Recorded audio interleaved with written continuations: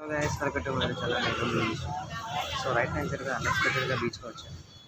So బీచ్లో కొద్దిగా enjoy చేసి వెళ్ళిపోదామని చూస్తాను. సో ఇక్కడ కూడా చాలా క్రౌడ్ ఉంది అండ్ చాలా వరకు బిజీ ఉంది.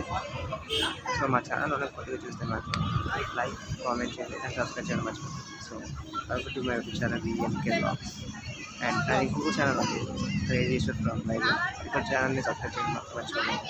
అందులో ఫుడ్ బ్లాగ్స్ వస్తుంది, అలాగే దాంతోపాటు చాలా వరకు ఫుడ్ బ్లాగ్స్ పెట్టుకుంటున్నాను. సో ఈ ఛానల్లో ట్రావెలింగ్ ఛార్జెస్ అన్నీ పడుతుంది.